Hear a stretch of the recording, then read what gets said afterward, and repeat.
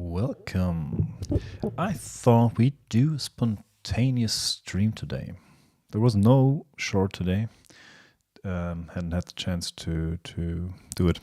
Got a new car. Had to made some things right so that we can travel this weekend. So yeah, now we're here, and I thought, why not? I have several topics which I want to talk about. So yeah.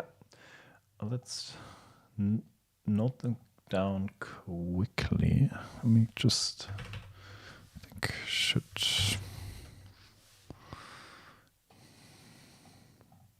Yeah, I think that's fine, right? Yeah. Where were we at? So I had this week I was just scrolling through LinkedIn trying to engage for the algorithm. And also out of curiosity because I kind of got used to look at some people's comments, some people's posts, sometimes even. General feeling people still lack any imagination how AI can help. Even heard stuff like AI raises all ships equally, which I found interesting. That's like an argument. If you make this, then you can say, hey, we get rid of software altogether because like everyone has software, right? Kind of weird. So I want to talk about finance and legal. Finance, legal in theory.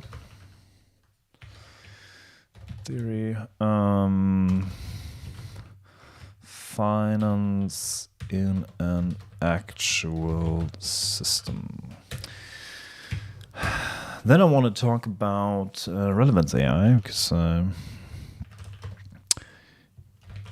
got this. So like I'm still searching for a proper tool for no-code AI development. Thing is, with all these tools, they of course do the inference for you because then they can make money on the inference. Oh, give me a second.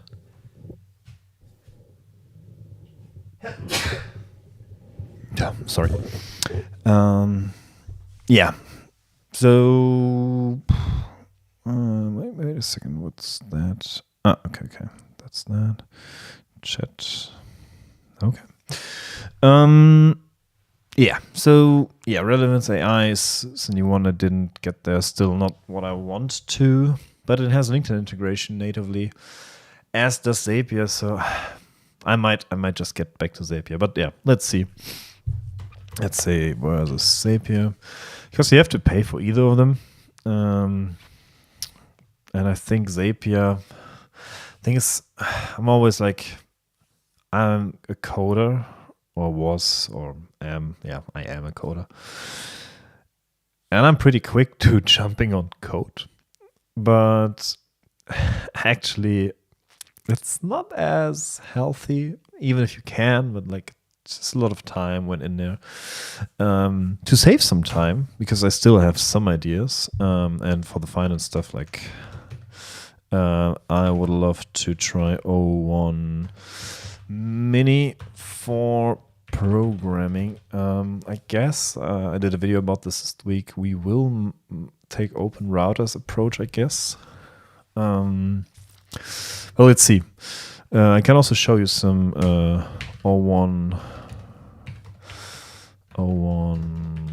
planning capabilities.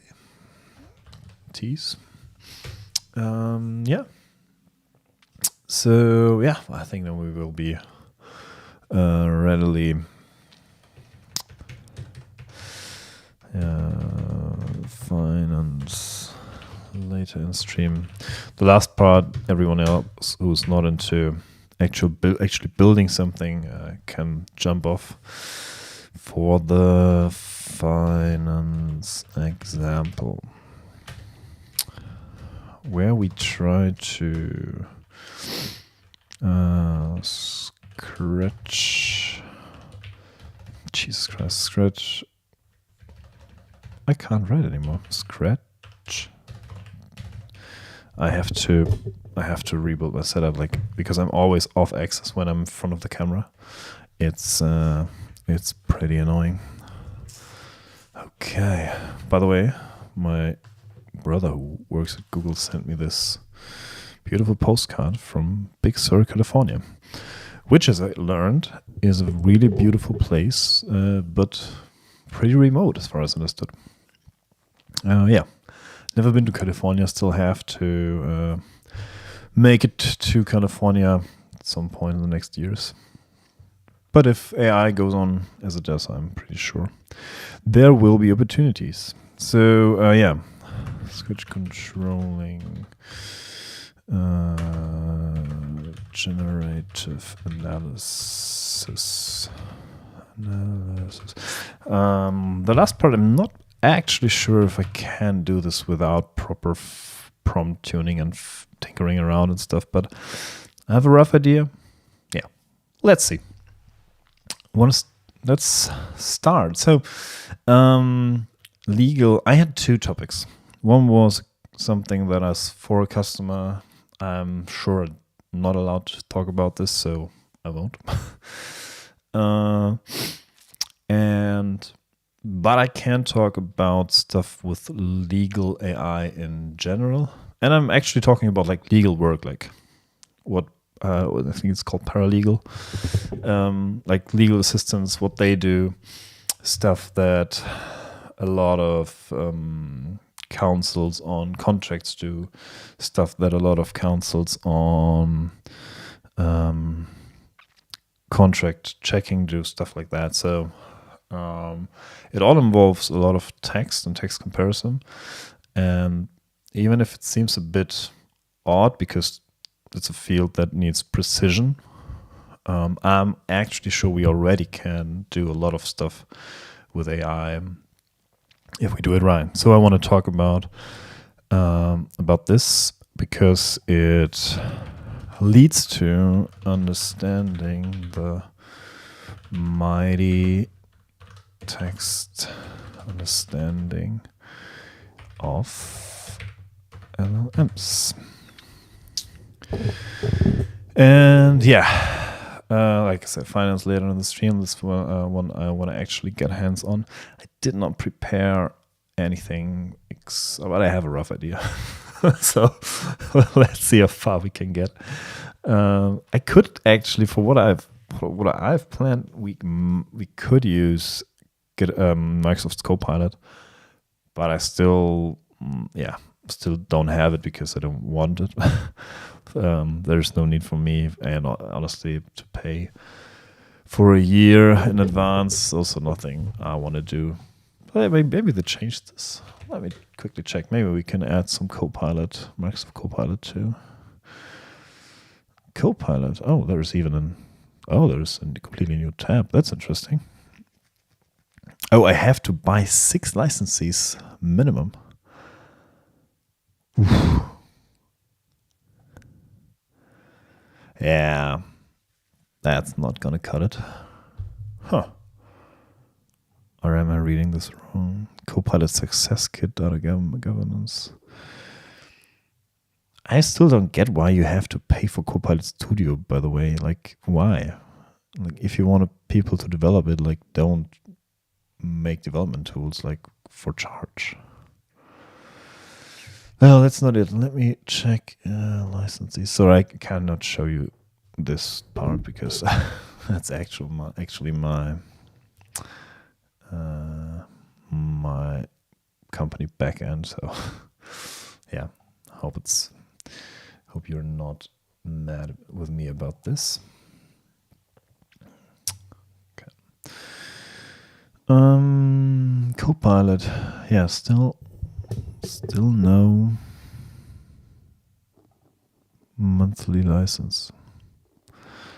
And I'm still not going to pay this.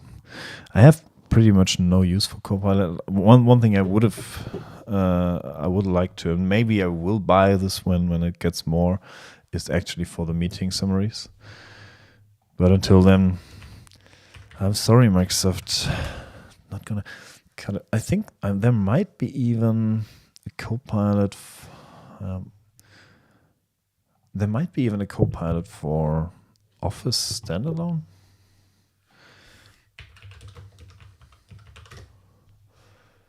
No, it's not. It's in there. Okay. Yeah. That's not something we want to attack today. Sadly, I would have loved to try this out, but I'm not paying like $350 for that. No. Okay. A little detour. Sorry for that. Let's talk about legal in theory. So I had a discussion with two folks that, where the discussion wasn't about legal, but there was one who was kind of, this is all bullshit. There is no ROI whatsoever. And I was like, what makes you say that? And he was like, there are no examples. And I was like, companies like not going out as openly as they might, and the ones that do are not actually relatable. That one, honestly, I get. Like, if Klarna, for example, which is one of the most popular examples, if they come up and say, hey, this is like, and they all also like mostly did customer service, and they come ahead and say, hey, we did this and we saved that. Of course, it's not as relatable for like the small and mid-sized enterprises down the road, right? So I get that. That said, it still shows that there is a way. What people talk a lot about Klarna, and I think you have to acknowledge that what did they pay? Klarna AI use case costs. Okay, they save a lot. What did they spend? I think they spent $3 million and something. They saved millions already.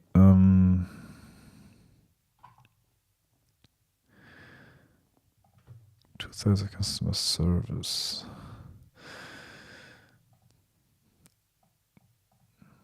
Drive 40 million profits. So this is like, these numbers are just outrageous. The AI assistant had 2.3 million conversations in 1 month. That's absurd. It's also not that easy to scale to that number. So you have to really, because like someone like us wouldn't be able to build the system, because we would run into any limits there are. But okay. But like I said, it's Klarna. They have the volume. But actually, it shows that it's scalable in the end. So like eventually, you just have to put in the work. And I'm pretty sure there is somewhere where they say how much they paid for that. Now I want to know it.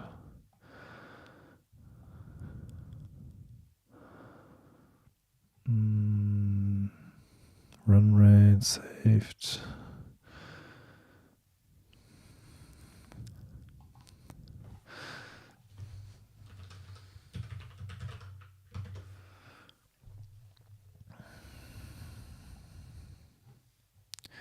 We had this one already, right?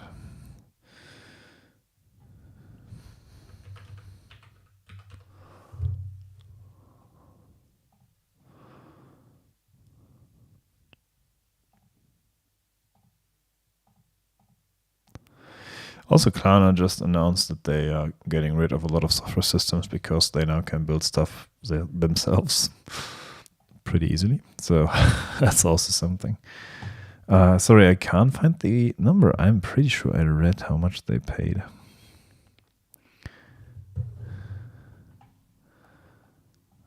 Let's ask Perplexity.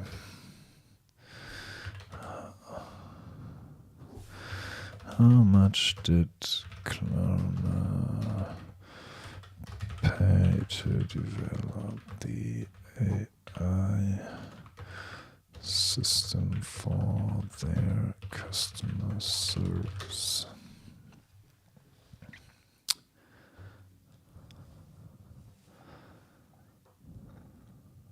They have not disclose the cost. Okay, yeah, maybe I'm wrong. I'm pretty sure I got this. I think they paid quite some money for that, and also had quite some development.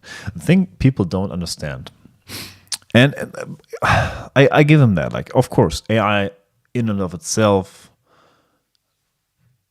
is the same for everyone and only like partly usable or useful.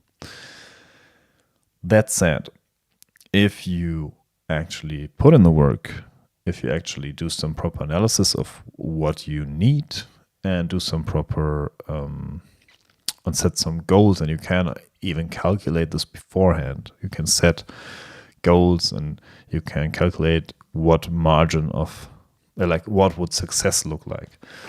And then you can go ahead and build a concept. You don't even need technical knowledge. You just need to have an idea what AI is even capable of.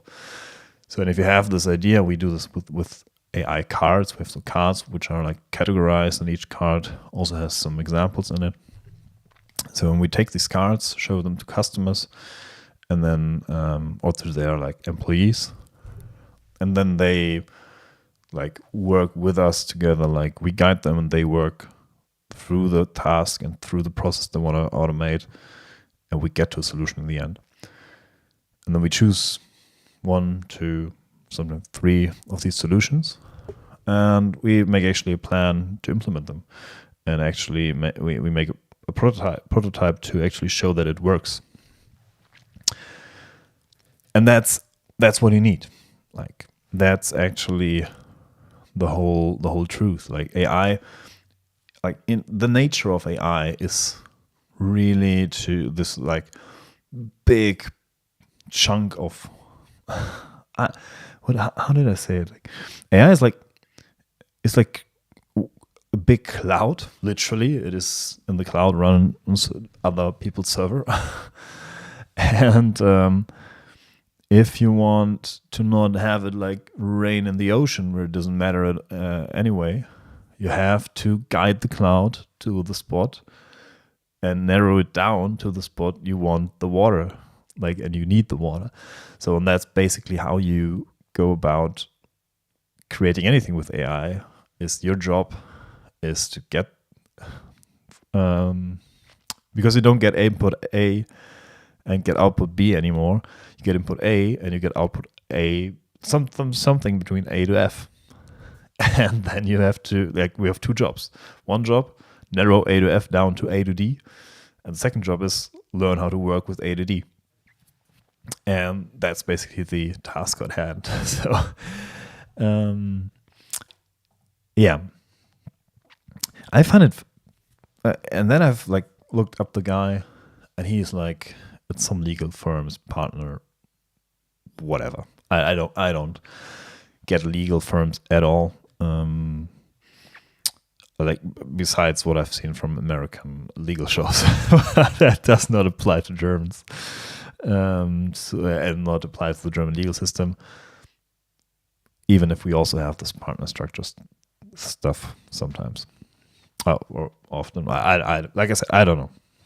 I know, like it's legal is one part where I actually know some things of, and I also was always good in school when it came to legal subjects, but yeah, haven't had a lot of contact with the industry and haven't met a lot of lawyers in my life. Some, but not a lot of them. So yeah,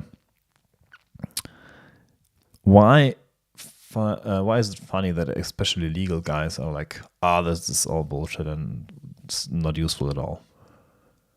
You are the first to go. I say like maybe 10 years down the road, maybe programmers will be first. I'm not sure, because like also a job that needs precision, but it like the precision lacks there. It's also like it leads to ever more involving stuff, like the case in it of itself, at least from my perspective, might get more complex than like one legal case. But then, yeah, legal cases are complex too. it doesn't matter. What I want to say is, if we go ahead and we actually look at what AI can do right now already, like today, AI can understand text. Not only that, we can train it to understand specific text and specific languages in a specific field even better than everything else because we can fine tune it. The only thing legal does is create some, like, take the situation that is at hand, apply more or less precise rules to it, and then generate some output. And that's like the most beautiful task you can wish for in AI, because it's a language model. In legal, this is a lot about the right language, talking, saying the right things, applying the right language to the circumstances. So that's why I'm actually pretty sure, like, lawyers, tax lawyers, they are pretty much already in jeopardy. I also found it funny, like, read a post lately, like, I got just like my tax lawyer just got rid of me because I was too annoying. And other people have written this, like, they were also like dumped by their tax lawyer, and they don't get a new one because they just, like, we don't have the people to work it all through and stuff. And I was like, okay, then I build systems myself. Because what did my tax lawyer do for me?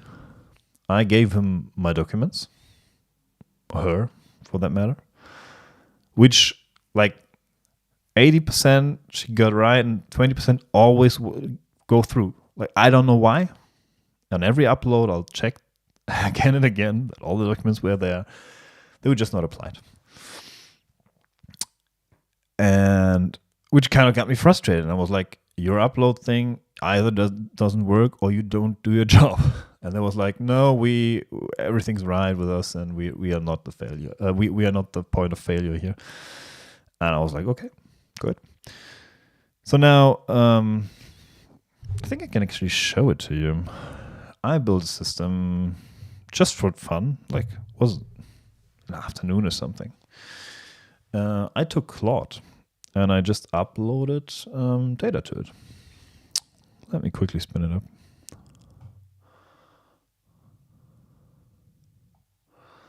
Let me quickly spin it up.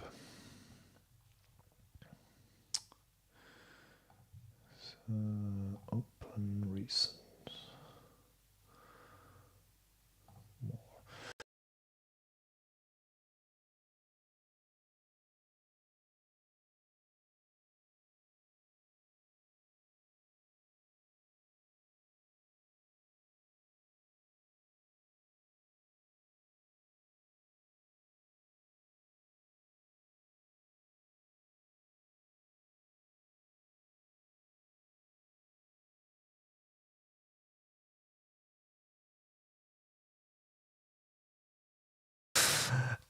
So yeah, I'll build this application completely with Claude. I've done maybe one or two, like, small things adjusting, but like the goal was to use Claude only. At some point I was frustrated and I needed to get stuff done, so I just I think it was just some styling that I corrected with AI, by the way. And then I added, like, this was the first part. You can choose actually settings. You can set your weight goals, update your goals. And then we have this invoices part. Remember, everything here is built by Claude. And is running Claude, by the way. So I went ahead and I think the document... Yeah, I might... Oh, no, okay. Okay. This one is just me putting dummy data in. So I had, just for testing, I had this receipt. Like, this is how I pictured it. And that's like what I spent. I went there, like, I got some coffee and some Coke. He, like, without any training whatsoever, it went ahead and just got the stuff line by line in here, got me the total, and got me even the address, like from where I bought it, because there's somewhere like here up here, and given he got some of the like some of the characters wrong. Like it's a W and he got an M. And instead of Coca, he gets Coa, which is a common theme on vision models right now, that they are like not perfect for OCR. But you have to think, like, this is a photo done by an iPhone. You have a lot of stuff in the background, and it was still actually able to get all the right numbers, totaled this up properly. Let's check. €3, 160, 190, 25 cents, 190, 25 cents. Total, it's all right. And it was right for all of them. So that's what I built with just AI, by the way, still. And I didn't even use like V0 or something. It was just plain Claude. So now that's most, like, I can suggest this was like 2 hours or something to build this. I was not even like, if I go in here, make it like a weekend, for example, where I have like some time to spend, I'll have a complete application that does everything that I needed to do. I might have to optimize, might have even to fine tune, or might even to use some proper OCR. Nevertheless, I can make this work. And then all the work my tax lawyer did is basically done from the like expenses side, like from the tax IRS side of things. Now, another thing, actually, this one won't be as easy, and I think for that one I still will need a tax lawyer because it takes a bit more work, is the whole part of like salaries and employees and stuff, because that's something also like my tax lawyer did. For that, like, I still need a solution. But yeah, like this is not even like, I didn't even try to do something that actually like gets work done that people have done for me previously, and I still managed to do it. And that's what I'm saying. Like, we are at the brink of maybe 1-2 evolutions. Like, I'm actually honestly, I really want to see what O1 Mini Vision does, because I think it also will solve OCR finally in the end. Even if there is one character flip at some point, like you can like, what I could have done, for example, if I wanted to have the actual like invoice number, it's 9412. I could get the number, and then I could like let it look again if the number is actually correct, and I think then the results will be much better. So yeah, and even even longer story short, there is change to come. Tax lawyers, legal. It won't be in court for you. I don't say that. But most lawyers aren't in court. We have complete law firms that do nothing else than like write some letters to people which they try to sue for some smaller amount of money. And that's all they do. That's a complete firm, hundreds of people. The only thing they do is try to get some minor charges of companies who, in their opinion, did some like missteps. There are people scraping websites or looking at websites if they done something wrong and then sue them like for a small amount because they misstepped in there. So yeah, all these companies that are mostly doing like contract work, like prepare contracts on a given situation. And yeah, like there's really a long list of just work where you think it barely needs a human brain. And all this work will disappear. In Germany, it might take longer because everything takes long here. But in general, like, if I were a tax lawyer, don't think that if you just don't take people, that they will not find another solution. There will be another solution. It's all about the market. It's all about who wants to buy and who has something to sell. And if there's someone who wants to buy tax and legal services and you don't deliver, there will be alternatives, if you like it or not. So yeah, that's my word on the legal topic. Finance is actually more interesting. Finance has already had already a lot of AI like throughout last at least 15 years. Like I'm not even sure like the first AI trading computers, like they are really like for a long time in the game. And this AI is mostly analytics. There's not so much reasoning involved, which is like due to its nature. It's like in the end it's all math, but neural nets get some new dimension to it where it's able to generate and reason about stuff. So yeah, that's why finance is something different. That does not mean that we don't have benefits from Gen AI. And what we try to do today, I have no finance background. I worked a lot with finance software. That's I have to say that, so I have some idea how this works. And I also had an event platform where we had to analyze analytics data, and so I am familiar with data analysis. I also like vaguely familiar with proper application of statistical calculations and forecasting and stuff. So not an expert, not a mathematician at all, but I have some general idea how this works. So that said, I'm actually not a data analyst, so I'm pretty curious how far we can get today.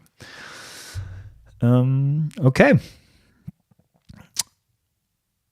Let's first do this one, because actually I've been falling in love is too hard, but I've been curious and surprised what O1 is capable of. And one thing I haven't even thought about, but is actually pretty useful even in ChatGPT, is the ability to during a chat switch between the models. Because I had some parts where I think, okay, I need O1 preview because like that's the heavy thinking. Then when it was like just correcting some parts, I switched back to O1 Mini. And if I actually need to do something that's more on the creative part, because that's GPT-4o stronghold compared to O1 Mini, not in general, but to O1, I switched to that. You have to be careful with that. So if you switch to GPT-4o and you, for example, you create an Excel file, you reason over an image, you can't switch back to O1 because these functions are not available yet. So yeah, keep that in mind. What did I actually do? I'm working on a new.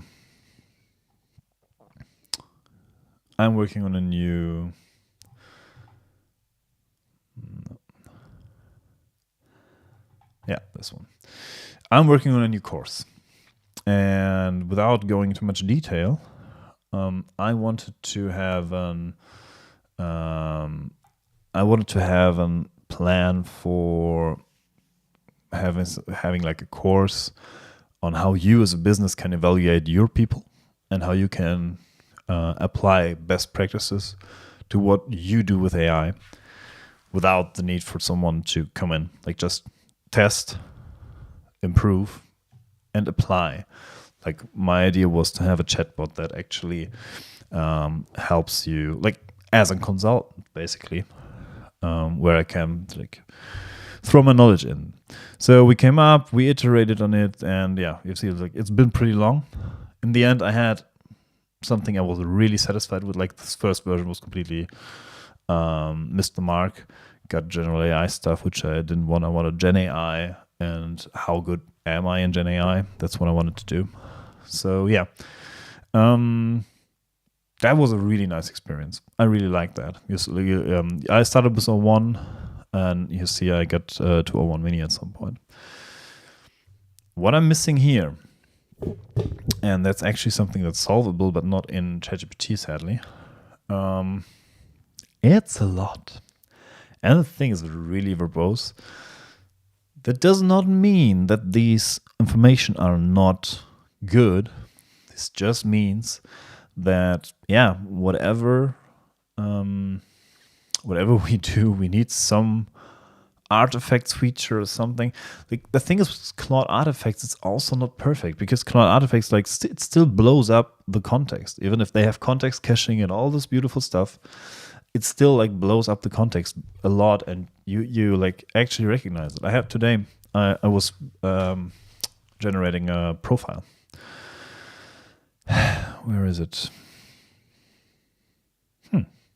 Interesting. Is that? Yeah, I was generating a new profile, and when I started to iterate on a subpart, then he started to like remove all the other parts. So we need something like AI programming where you can actually iterate on a file. This would be hugely helpful. You still can save versions with the file, like you can save different file versions, but you don't need every version literally polluting your prompt. Or like your prompt in the end, because everything you have in this message history is all going back into the prompt. So, and the thing is, the longer the context gets, the more polluted it gets, the more fuzzy the output became. And at some point I had to get this out here and I had to get this in another chat. So Artifacts is nice, like just for viewing stuff, but it's still all in there. At least from what I understand, because Artifacts are just system prompt design. So it would be nice if there would be actually some file handling. And if you don't do filing, then do a string in the browser, save it to whatever. Like you can activate or deactivate it, but we need some way to iterate better on files. And it's even more apparent with O1 because like this is just a lot of information. Like it thinks about like for 40 seconds and then it just spits out. I've also seen a lot of people trying consulting stuff, and so actually like there has to be a solution because this is not really usable. If you don't like, if I have to read through all of this every time, like I lose a lot of time that I could have saved in that I saved in the first place, back to actually reading this. What I also thought about doing was just like take like the end product, throw it into GPT-4o, and say like make me a diagram or something. What I actually did was I took this, I took another thing what I did for content ideas, and I said, hey, like generate me an Excel. Did it perfect. Was all fine. But yeah, that's what I got from O1 Mini. What did I do? No, this is just. No, this is also not interesting. Content planning automation. Oh yeah. This is, by the way, what I did with for O. I generated this one with Midjourney, and then said, "Hey, give me something similar, because I need the next in the scene." And actually, the guy got better and better, and yeah, he kind of like, there was some consistency in that, especially with her.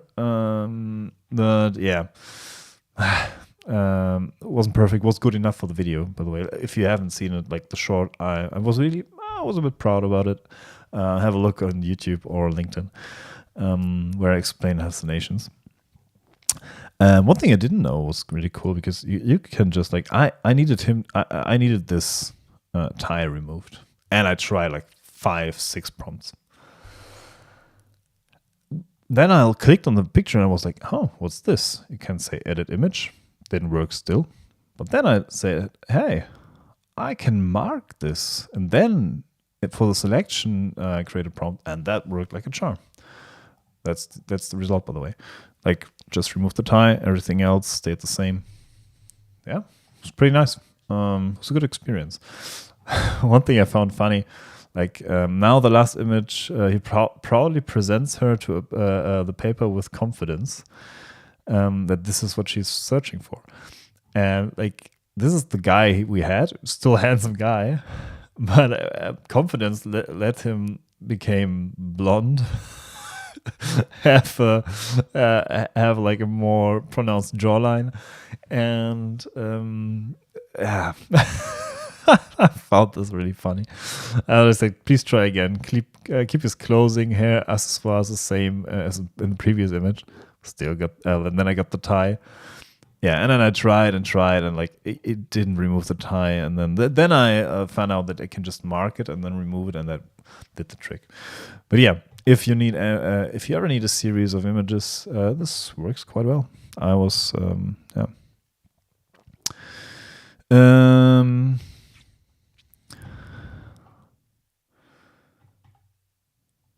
Oh, okay. Yeah, I'm actually like, there was some. I want to create. Yeah. Okay. No, this was the educational product. This one was sales and marketing automation tool. Yeah. Yeah. Okay. Never mind. So yeah, this was what I wanted to do with the course, and this I copy pasted it to iterate on it, because like I said, the context got polluted. And then I was thinking about like a sales marketing automation. Just I needed to narrow down some of our messaging, some of our product, and that's what I went for. And it got me even like message templates and stuff. So and that's what I mean. Like, if we would have like some artifacts, some way we could iterate on single artifacts, and we had like build up really a project with files and something that actually is something usable. Because this one, like, I copied it now in Word files, like the different parts I need, so that I can work on the Word files, or take the Word files into a knowledge base, something, and then iterate on it. So, but that's like, that's not how it should be, right? Yeah. So yeah, that's what I did with O1. But yeah, the planning stuff was kind of nice, and with some poking around, it got really, really, really good outputs. I was surprised, and yeah, this is actually exciting. By the way, I have to get a new mic arm, so yeah, sorry for that. Okay, that's about planning capabilities. O1 Mini for programming. That's something we will explore. When I say planning, I also mean like drafting a concept. Like, think about what we want to build. Like, people always have this image that developers are these like coding powerhouses with like typing in the keyboard. Like, most of the time we think about what we do, like literally, and that's at least good programmers do. Like, you want to write as little code as possible to achieve your result. So, and the result has to be stable, it has to be fast, it has to be like well thought out, and has to be error prone and failure safe. So a lot of stuff that goes into thinking about stuff, security, data collecting. For example, like I said, I was preparing the course and I was thinking about all the things that you can practically do. But then it came up with the idea to actually put some data governance stuff in. And I was like, yeah, of course, this is important. If you have AI in your system or want to implement AI in a system, of course you have to think about data safety and governance and removing personal data and stuff. So yeah, like I said, like the planning capabilities and also in terms of programming, it was nice. Again, I think I have to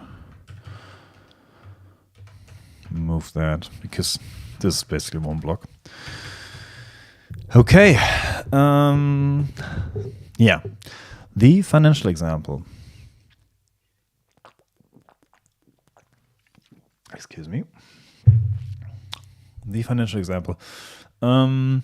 This one got me for a long time. I think I'm already thinking about this stuff for like 1.5 years or something. Usually you have a company.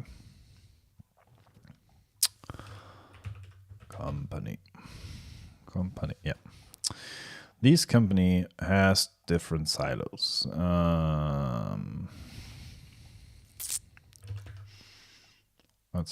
Jesus Christ. So let's do.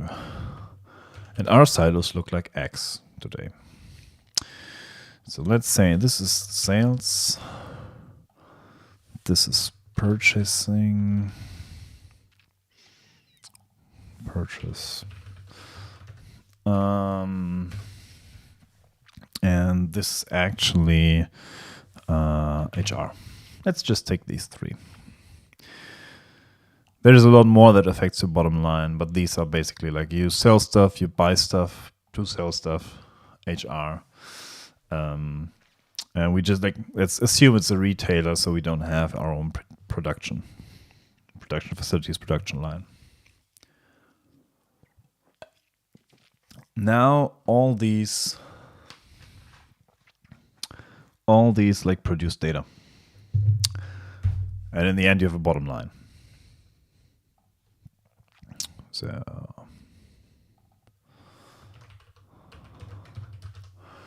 literally.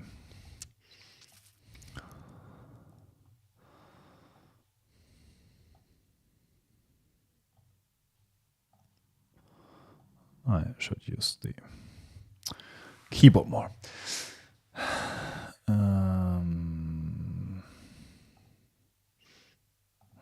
I don't like how this looks as of now.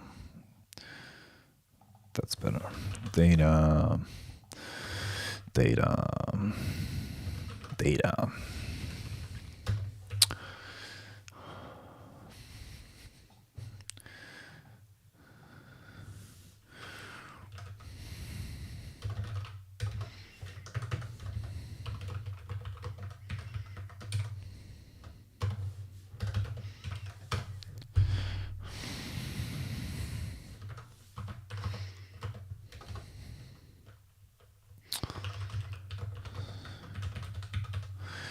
So, okay, so we have a company.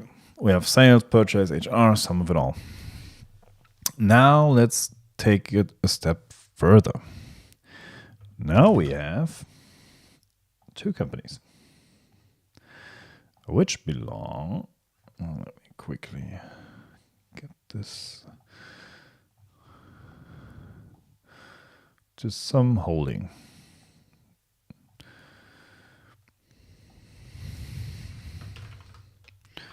Holding company.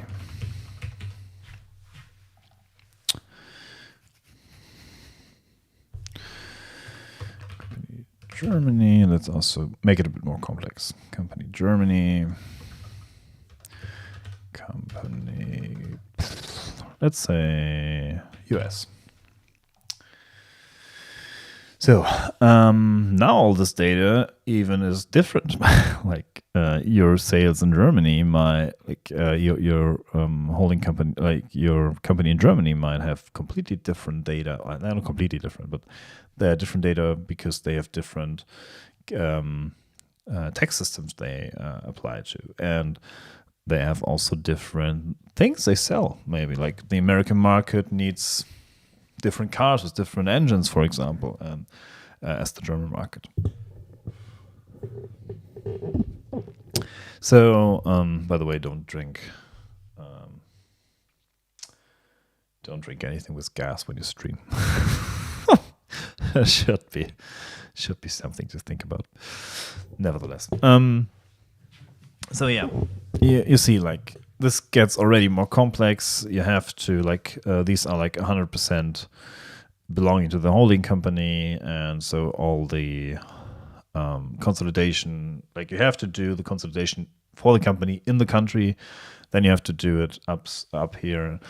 And what you usually want to do with this is like three things, like what have we done, where are we at, where are we going. And this is also like, did we do anything wrong in terms of like legal, like the requirements, government, stuff like that. So there's a lot to think about in a company. So that's basically the core question. So, and especially this one, where are we going, relies on where we were and tries to project stuff. So we project data into the future just to assume some development. And there is also a rate of error. So you have to assume that it goes like, you have some margin of error. So you don't like just take a graph and like put it like at one line, just the same direction.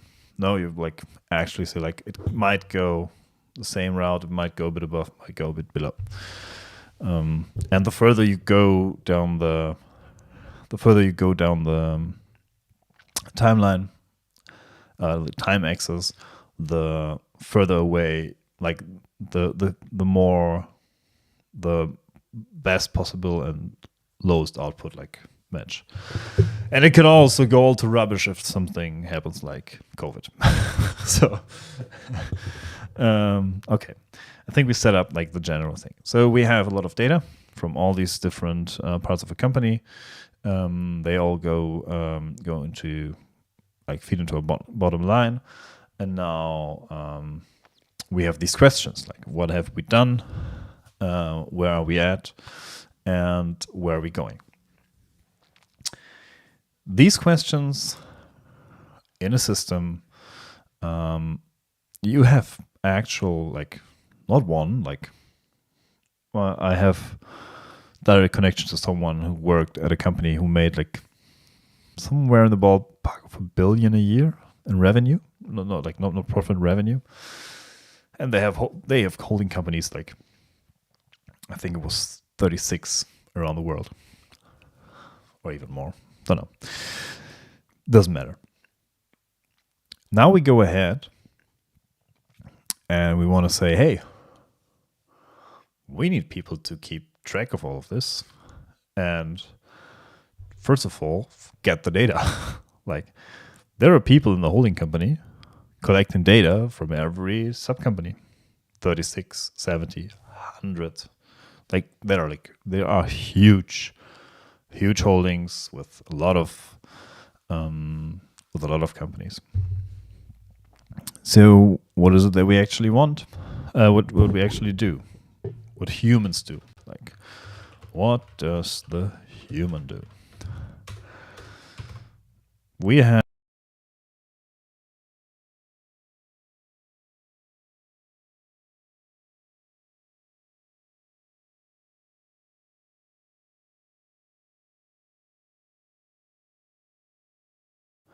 Okay, and we are back. Sorry for that. So, what does a human do? We have controlling, we have finance,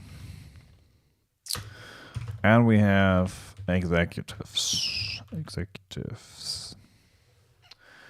Because finance handles all the bookkeeping.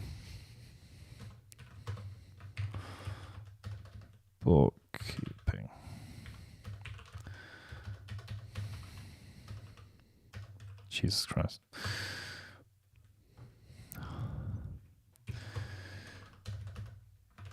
Gets all the payments, invoices, etc. in order. You have controlling. They take all the data. Like, let's actually flip this for a sec. Finance, bookkeeping, get all payments, invoices. So they are, you could say they are historians. Because like they just write stuff down. Hugely important, but also like not the most demanding work from like actually evaluating stuff, but really demanding on like concentration and like repetitive tasks. Like you have to want to do this because you have to talk to people, you have to like get invoices, get receipts, all that kind of stuff. Like you have to get stuff together.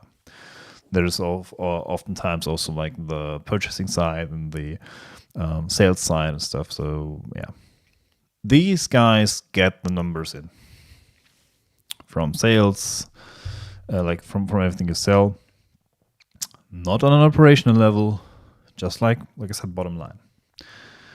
There is a lot more to say about like what is like which products do well, which regions are strong, which are weak, where do we increase our advertising? Did the last advertising increase actually help our success in a region or in general or for a product? And that's something that controlling does. Controlling goes ahead and looks at the data. Analysis.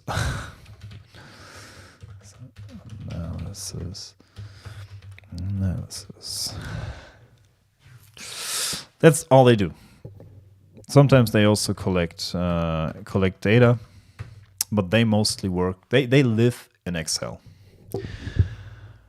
Means they try to get all the data from all the systems into huge spreadsheets, into the hundreds of gigabytes I've seen. Like it's just ridiculous. Sometimes they use Power BI. Sometimes they use like some other like I don't even know how they all collect. There's like a billion controlling and BI tools. There's by the way, that's what's BI standing for, business intelligence. Is basically analysis. They go ahead, get all the numbers, and try to get information from it. And that's where it's like this is the first time. Actually, let's write this down.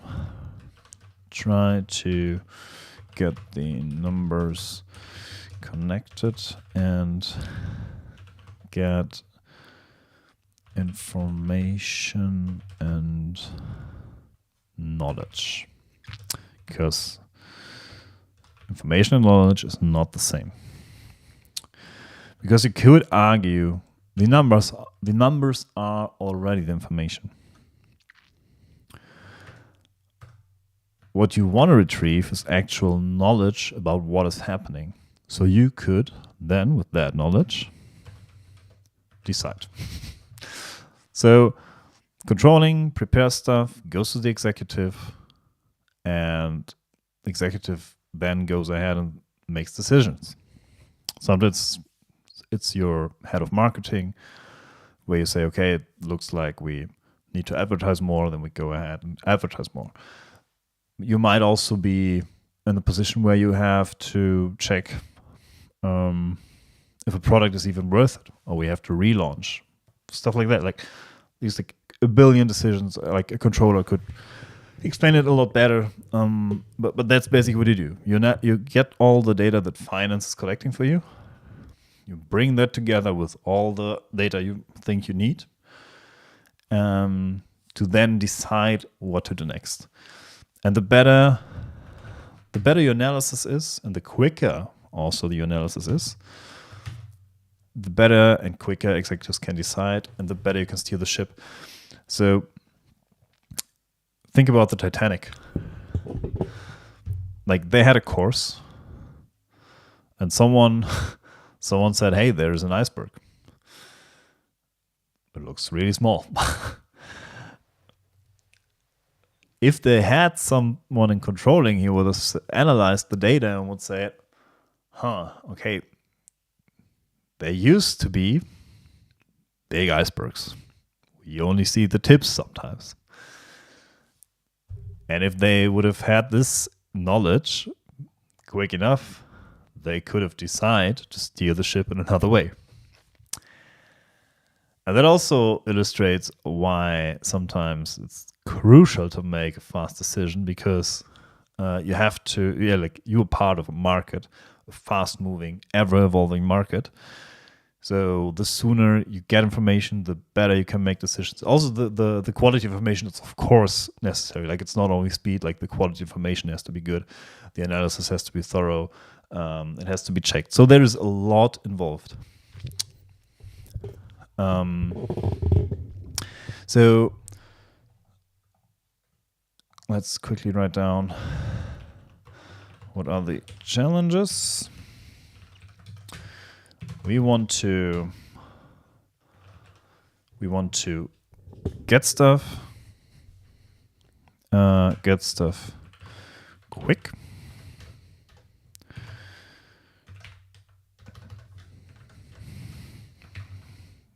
Be as dynamic as possible.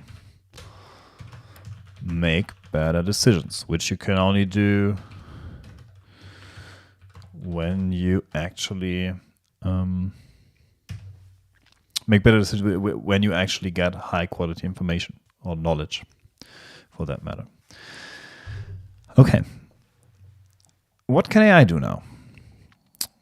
AI gets basically like to all of that. Like AI helps you to get stuff quicker because it can make, for example, an analysis on the fly. AI can also change this analysis on the fly. So you're dynamic. You can change. You can get different information, because with all these Excel sheets, it's like you have these Excel sheets and you can like pivot them. Like Data Cube was something. I don't know if it's still a thing out there, but you imagine you have a data cube with big data and all this stuff, and you can just look from different angles and different sides. And that's ultimately, of course, you want to make better decisions. So AI gets basically to all of that. So that's why it's really tempting to get AI working. But with all that's tempting and with all that's really helpful and really valuable, you have to put in the work. What do I mean by that? We have our company, we have data, and all this data is all like, let's just assume for today, we have this data inside our systems. Today we will use Microsoft Dynamics Business Central, which is an ERP system, which stands for Enterprise Resource Planning, and the goal of that is to get everything in there. So when I say put in the work, let me actually quickly pull up what I said today, because I already thought about this, so why not actually use it? Same, by the way, is someone in here? No. Sad. I don't care. Maybe someone on YouTube is watching. I always find it funny that it notifies me about my own stream. It's just okay, but different topic. Let's quickly jump to my profile, get into my comments, and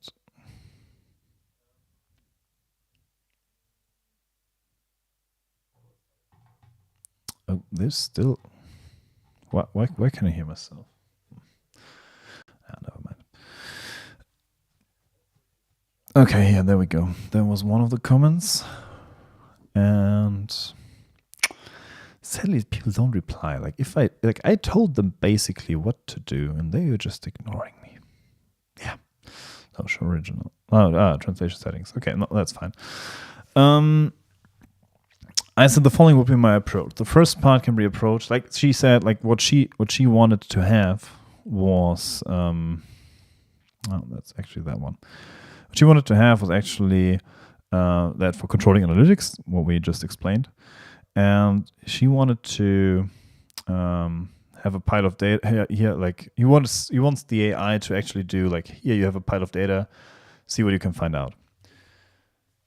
So far so good. This one is so ambiguous. No human could like actually do something useful with it. I mean, maybe it could. You get some pile of data, you look at the data, seeing the data, you might actually like assume what to find out. But that's next level. So yeah. Now we go ahead. We say, okay, the first part can be approached with Gen AI and linked directly to the second part. This is about analysis on the one hand and conclusion on the other. For example, an AI system with Gen AI could automatically access functions that provide values, the analysis part, interpret them, and then express them in natural language, the conclusion part. If you want to take it a step further, you could implement AI functions in the background that pre-aggregate the data with regards to the company's goals. If you go all in, you could give the system autonomy to generate and execute Python code for analysis. The latter requires more effort to implement, but offers significantly more flexibility. I think such a system could be rolled out incrementally in 3 stages of development, so that the first results will be available in just a few weeks. Someone liked it, at least. So yeah, that said, how would I approach it? We will not like go into all the details, and I think will even develop it today. But I like this approach to talk this through so that you get what's the problem, why might it be difficult, but also why it's solvable. I closed this one because I hear myself the whole time and I'm kind of done with it. Okay, let's just quickly rename this one. What are the challenges in that department? Because we will have different challenges. So we said what the human does. So what we want to do. Let's make this a bit bigger. Okay.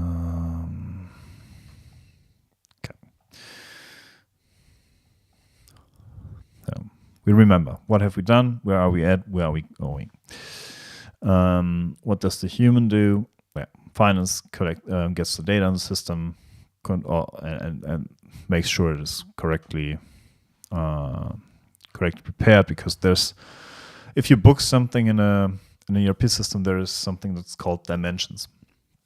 These dimensions give, like the name says, additional dimensions to any like post for the posting process. So you create ledger entries, and these ledger entries get additional dimensions, so that on the other hand, controlling can better identify stuff. For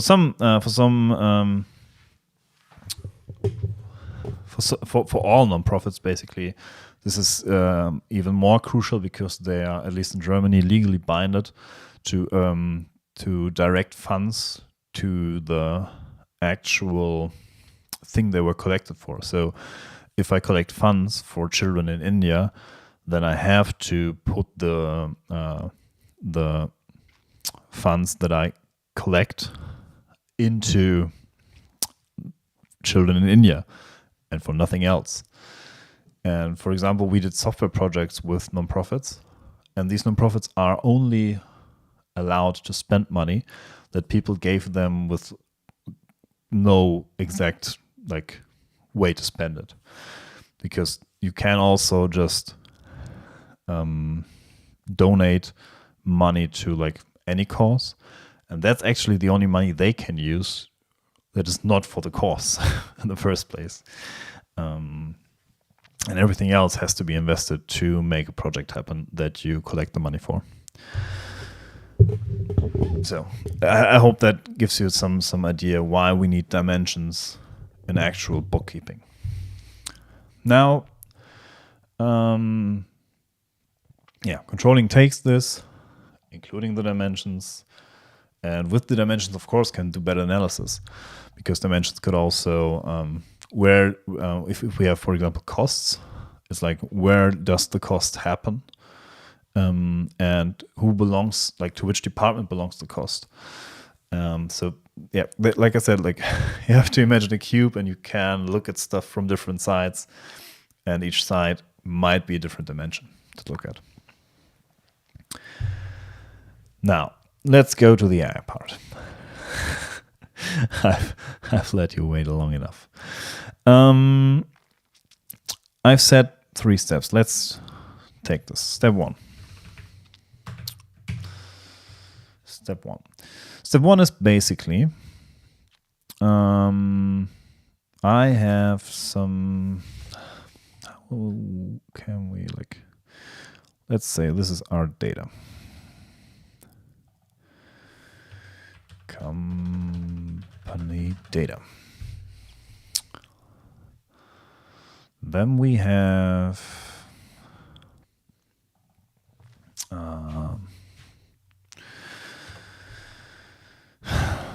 let's say we already have an analytics engine of some sort. Not engine, but analytics format. Might be just an Excel sheet where we have the data in. So now we have, that's something we most likely already have. Like, we have company data. Let's also say company data 1, company data 2. So there is some aggregation going on, and we aggregate everything into the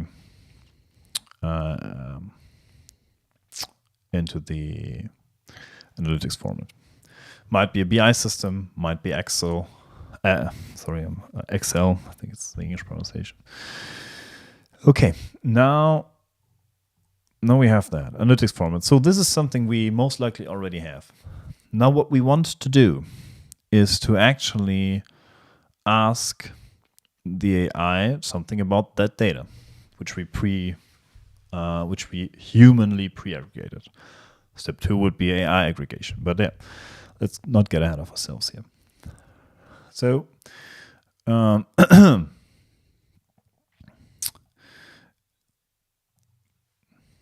this might be just some chatbot, for example. Chatbot.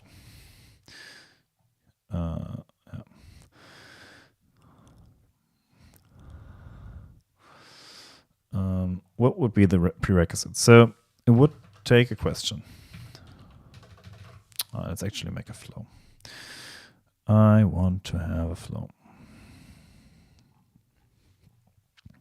Keep in mind, we have an analytics format here. And now the chatbot. We go ahead. We say, like, take input question about our data. This question can be, how is our sales doing? How are we quarter on quarter? Like, was quarter last year better or worse than or equal to this year? Was product B launched successfully? All that stuff. when we just give it the data and just take the input, for example, you could upload the Excel to ChatGPT, just ask the question. No way you get a proper answer, and no way you can rely on it being right every time. It might be right sometime, but it being right every time, no freaking way. Why is that? I told you about the cloud. Like this huge cloud that's raining in the ocean and nobody cares. That's AI if you don't do anything with it. If you prompt it with a simple question, you're basically taking a boat and try to steer to the right patch of rain. It's not going to work. You have to shape the cloud. How do we do this in AI? Usually we do this with advanced prompt flows, which means we don't do only one step, but we try to take a question, try to get more information out of it, try to, based on the task we are built for, or that the AI is built for, try to decide on the right steps, which are mostly finite steps we defined earlier. Because that's how we humans do it too. We have some set of outputs we expect and rules to apply how to get this output. That's how we get to it.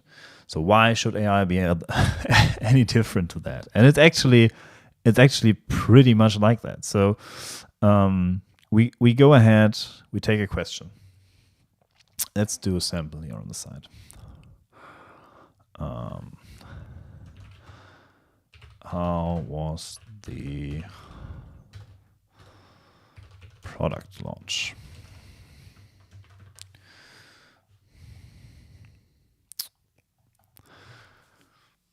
Just that.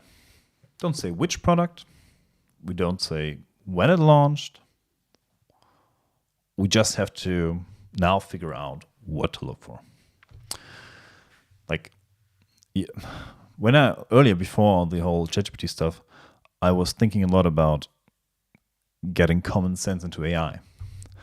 Because what do we actually get from this question? Let's go here.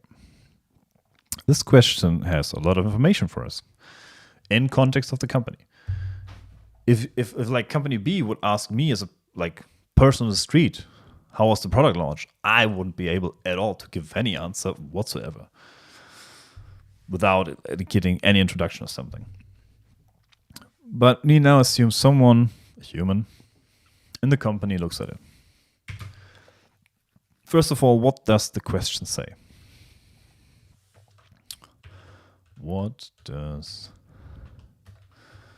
it say? And we have to get smaller here.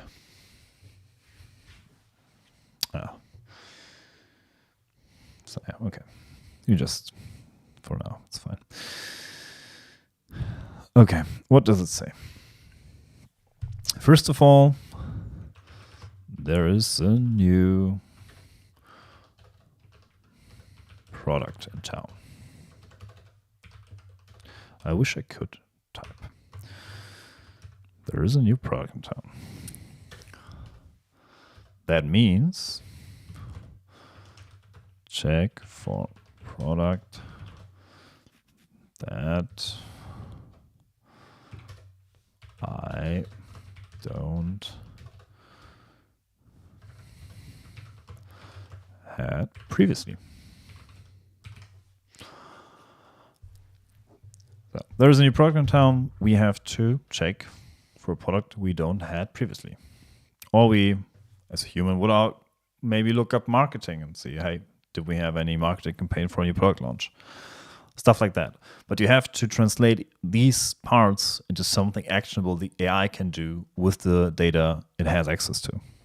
So you have to think about data access. You have to think about how to reason over it. But first of all, you need to understand the question. So what does it say? How was the product launch? There is a new product. Let's take this way. checked for product.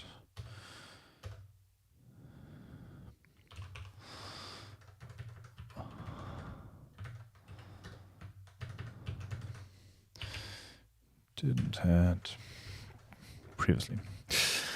Okay. Next step would be, that's what we take away from it would be like how was the product launched? So we have a new product. The how tells us how much of the new product did we sell. It could also mean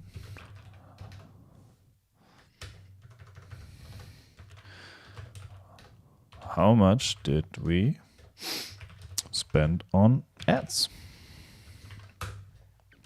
Could also mean how much did we spend on, this is by the way past tense, how much did we spend on production? Or no, we don't have production. We said we're a retail company. How much did we spend on purchasing? So let's keep with that. It's just to illustrate the point. So what does it say? And the same goes for your LLM. So you have your structure where you say, okay, I have a question. The first step to do is to actually get the question to some usable state. That's the beauty of natural language. It's kind of ambiguous, and we have to see what we get from it. And that is really, really important. If you build AI systems, think about what to do if it's too ambiguous. So if the bot can't figure out something that fits into the line of the examples of what the system was taught, what the system was set up with, it should just ask to clarify the question. If how was the product launch means the AI had to check some marketing query or some historical data which it doesn't have access to, it has to ask for which product exactly. That's how the systems should work. And I think it's totally acceptable. You still don't have to do anything but to chat with a chatbot and you get all the information. You don't have to build an Excel. You don't. You did build an Excel, sorry. But you don't have to open up. You don't have to. Because like these things tend to be huge, like I said, and they open up for hours. And you don't dare close it. And you are completely screwed if this file has some access or needs some access through VPN to a remote server. So all that stuff. Now you have AI. Everything can happen on some server somewhere. You just get the answer. So there is a benefit. Okay, let's go on. Now, what does AI do? That's what we are here for. Understand the question. This can mean generate something like this.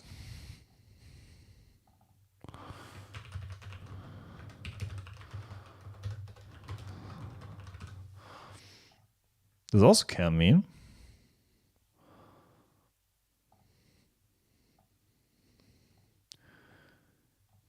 get some more input.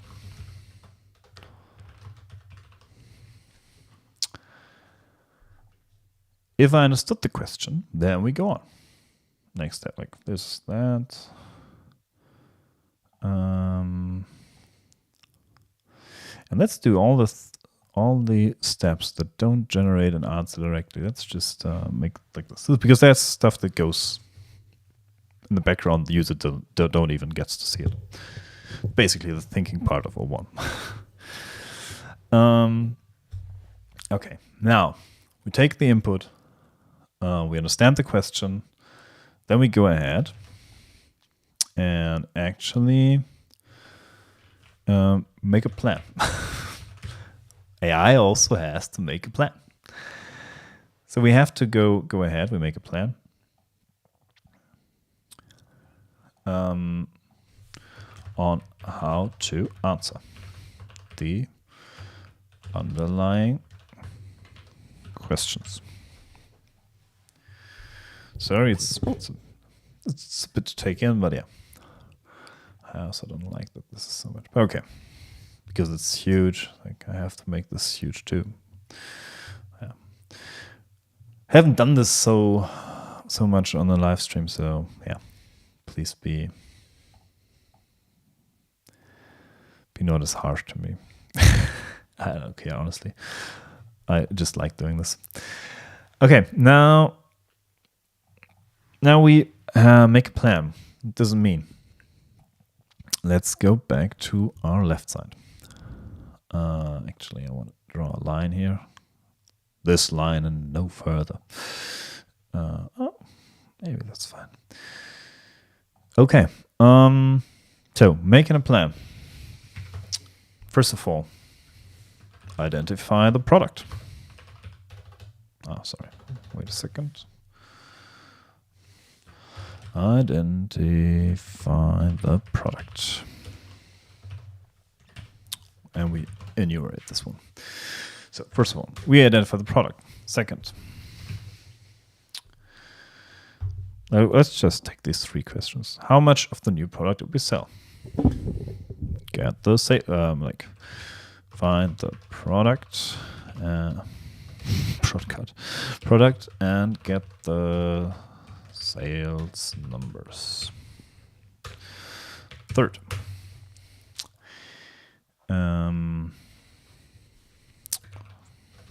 it's a new product launch, so we don't have previous data, but find the purchase price, which would be enough, because if we have the numbers here, we have the amount, we could take the purchase price and just subtract. By the way, don't let AI calculate. You use tools for letting AI calculate, because AI is not the best one for calculations. Well, take the back, or one is pretty good at it. Because like you have to imagine, like, one is someone who knows how to apply formulas and stuff, like, because I've seen it a lot. And it now has like a really big sheet of paper where you can write it down and go through it like you did back in your math exams. So yeah, that's actually how it works. So now it's getting better. Also with counting R's and strawberry. So we find the purchase price. Then we we have to get some marketing data, which honestly, this is not as straightforward. This involves getting the right campaign. Something you could, by the way, understand the question. Like, you could also like go ahead, collect some new input, right? So you could get back to the user and say, hey, which campaign for the ad spend? Like, AI does not mean you are completely out of sight, because that's also not what you want. You don't want AI to take your job. You want to augment your job. That's what I always say. Like you want to improve your job on the existing terms, basically, and make it more effective. Make you do more important work, because sitting there waiting for an Excel to open is wasted time. We don't want to waste time. We want to use our time to actually be valuable for whatever it is we do. At least I want to. Maybe other people don't, but I assume the best. Okay, we get some marketing data. So that getting the right campaign, getting all the cost. I always don't know how to write associated. So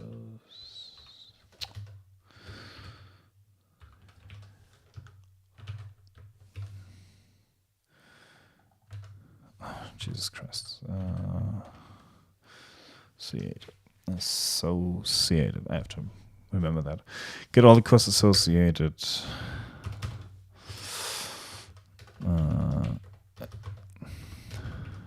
add this to the rest of the calculation.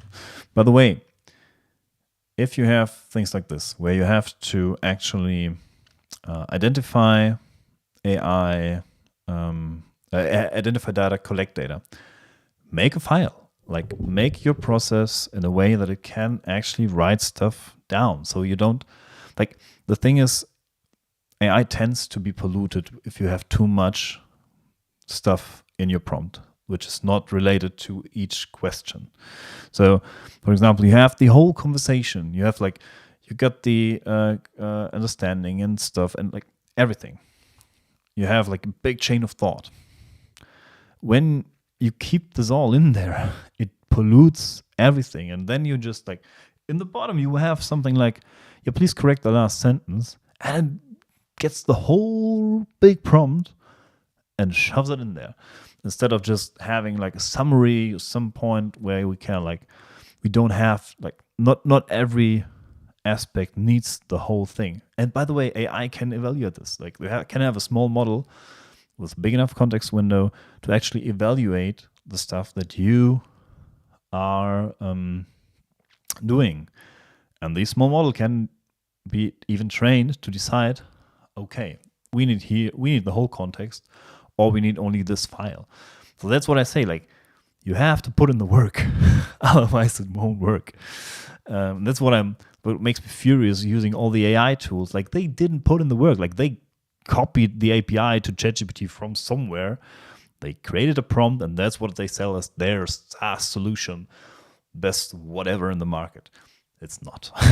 It's just simply not, because you're not even touching what is possible. Okay. By the way, if we get the input from here, we also got back there, just to be clear.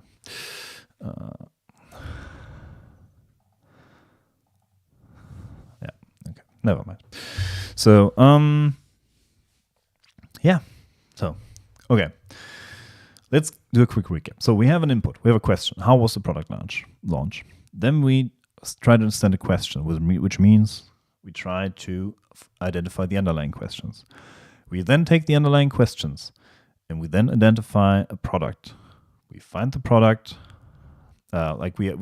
we make a plan to answer these questions.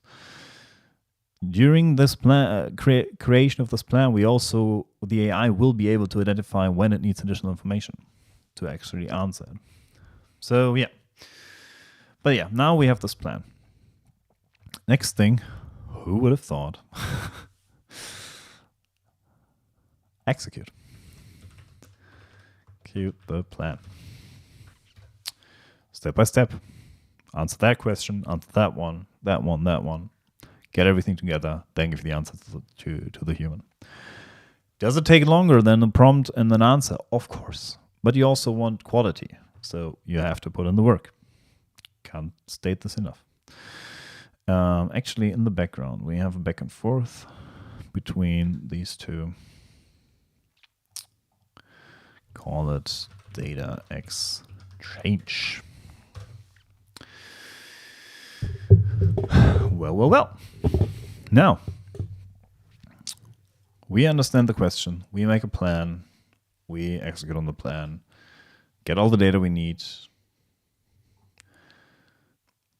Also, yeah. This is kind of also going into this, basically. Into this, like, you always, like, you might have several steps where you might get back to the user and ask for additional stuff. By the way, this whole thing, that's what I like, the questions, the plan, everything. This is called, we have a prompting state. So this whole thing here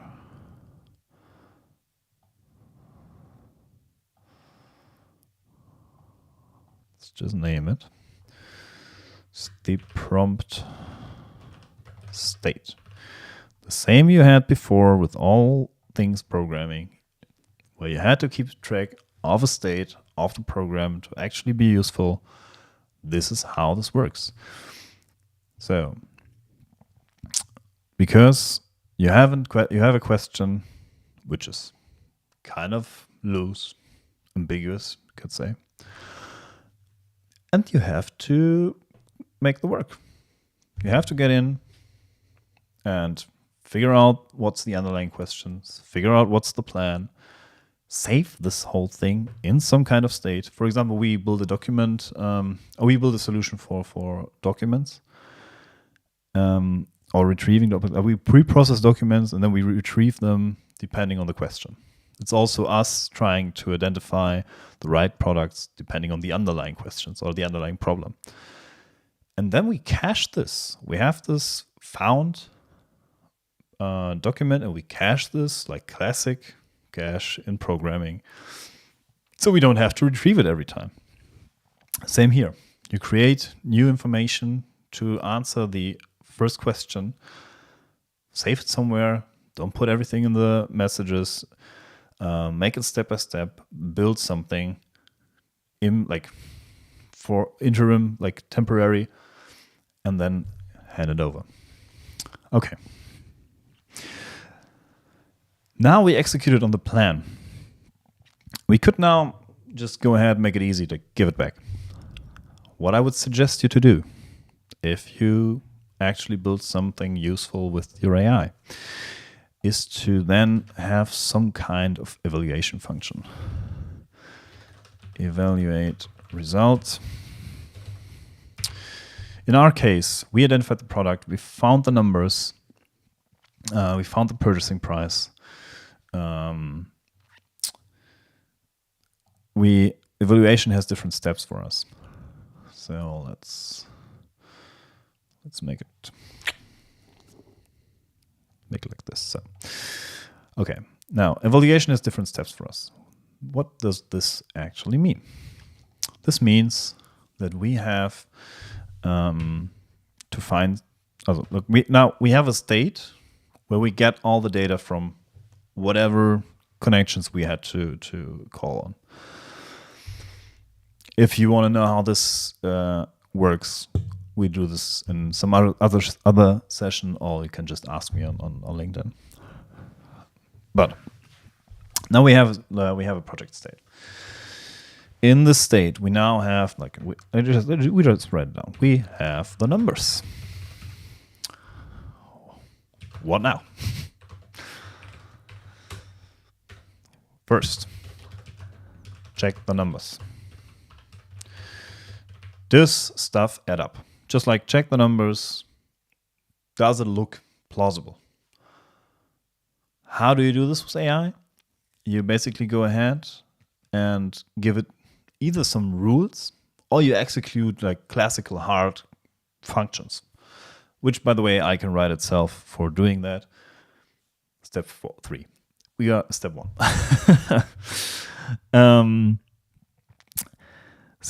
I call it step 1. And I'm thinking that's all. We leave it with step 1 today. But that's a system where I said, okay, we can build this up in a few weeks and have this working.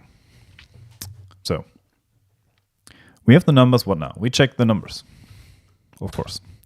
Second, reason about the numbers.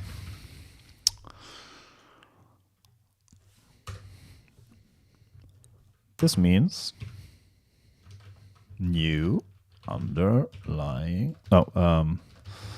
answer the underlying questions. So we have underlying questions. We want to answer them. That's why we retrieve the data, right? So we found the product.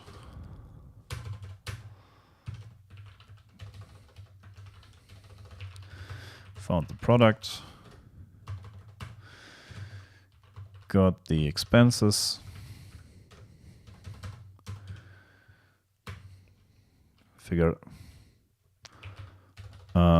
Just like expenses means like ads and purchasing. Like just keep it simple to do. So quick, make some more room for us. Okay. Now, we have we check the number, reason about the numbers, answer the underlying questions. So we found the product, we got the expenses. Now make a conclusion, because that's what we are here for, right? Were we successful in our launch? And here's the thing. Were we successful in our launch? You might ask the user if he, she, it. You might ask if they. Let's go for they. If they, or like when, you might ask what their expectations were to answer, like to give the final answer. Or you just go ahead and give the answer. So, like, generate the answer based on hard facts and your generate answer on facts and conclusion. That's it. So, and now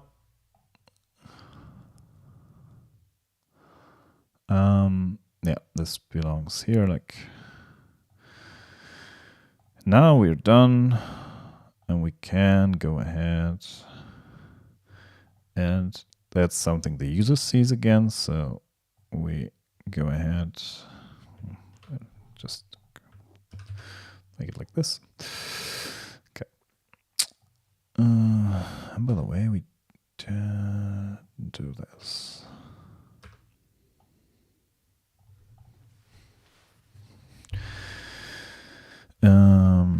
Answer the question. For the user, like if we don't have any underlying questions and stuff we ask here, the user will never see any of this. He's still just like he's used from ChatGPT. He's giving a question, he gets an answer. If you don't do all of this, your solution will most likely deliver answers that are not satisfying whatsoever. So yeah, and that's the easy one. Like, that's the easy solution. You can go even further and bring AI to prepare this, or bring AI to do this on the fly. The one needs AI to take existing formats, iterate on them. The other needs access and data security and layers. Like, this is like half a year's project to even get like the first version running. But still, it's possible. And that's what I want to say. Like, if we talk AI, we're not talking about ChatGPT. We are not talking about GPTs where you have some prompt. This is all fine. But if we want to have a real proper AI solution, this will only be possible if we put in the work. How do we get this concept even? Well, that's what people like me are for. We go ahead and we say, let's do some strategy first.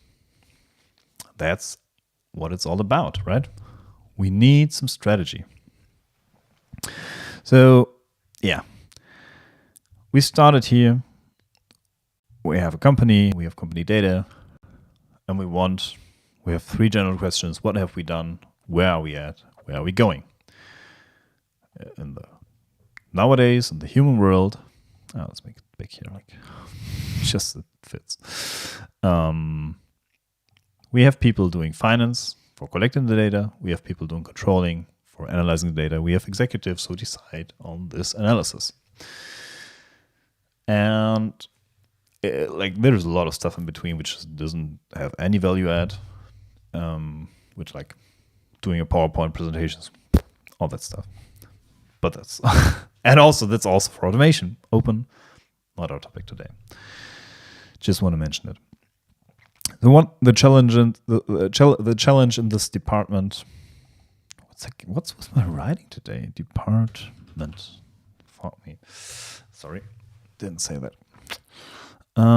So you have a chatbot. You have all these prompt states and back and forth, all behind it. And this might look a lot, but this, in the end, the user waits maybe 45 seconds and gets an analysis. So you could even the answer to the question is also something. You could give out graphs, and I'm pretty sure a lot of systems would already be a lot of controlling departments would be a lot improved, hugely improved already with this. And we can go even further. So keep that in mind. It's just something I had on my plate. I wanted to get out there. Yeah. Okay. So let's wrap this up. Also maybe for a YouTube video. This is step 1 of this chatbot. Step 2, just to mention it. Step 2 would be pre-aggregate the underlying data, and step 3 generate the underlying analysis on the fly. Usually these two would go hand in hand. So you will first have some data aggregation pipelines, and then on the next step, which also by the way include classical AI and regression analysis and stuff like that. And then you generate then you go ahead, you take your prompt, you generate Python code for data analysis, which AIs do pretty well, especially the newer models. You analyze, you get the charts, you get the data live during the request. The prompt will take a bit longer, yes, but this will work. And it could also save stuff. So this is the prompt state. If this example worked, the user clicks on thumbs up, and you save the state for an example for later, and the system will get better over time. This is just simply beautiful that you can have systems that self-improve, and you don't have to spend €1 on training. You just have to keep track of what you're doing. Same for email classifications, for example. Save the email classifications that went well, give them back as an example. You have yourself a prompt.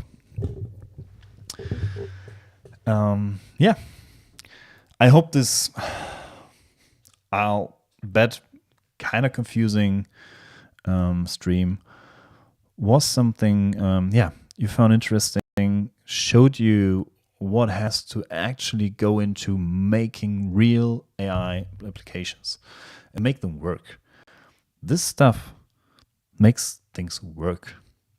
100%? No. But you get the 80 you need for it being really if it works 4 or 5 times and you get all these good examples and you save them and you aggregate and you just work with even better examples, next time even better examples, exchange them, update them over time, such system will be doing your controlling for you in a year. Maybe it's a bit optimistic, but maximum 3. But that's not the goal. The goal is to augment work and to actually work together with the AI. And that's how that's the type of solutions we come up with. So just to plug it here, if you work with us, that's what we are doing. Actually building stuff that works, that's actionable, that gives you the satisfaction you need. So thank you very much for listening. It was a nice stream. Didn't do any programming. That's nice, because I don't want to, honestly. I want to talk about how to actually build AI applications. how to also narrow down problems. That's, by the way, what we do in our workshops. We narrow down stuff and make it like something you can grip, because people that's what people want. They say, I want this, I want this. They don't care about the in-between, but you have to at least once care about, because getting underlying questions, making a plan, all these things need rules, and these rules have to be set up for one, like once in the beginning, and then sometimes revisit them. If stuff just like won't work, revisit your rules. Most likely you get it working then. If you get all this right, you have yourself a winner. And for all you out there that build AI into your applications and actually want to do something meaningful with it, have an actual impact, do that. Think about state. Think about complex prompt pipelines. Think about where you get the data from. Think about what you can do with the data. Think about how to evaluate the data, how to evaluate the results of what your AI is coming up with. Like, I've not built any useful AI system that does even something remotely complex that does not have some small AI checking on the results of the big one. Like, that's just how it works and should work. And it's also like, it comes so cheap.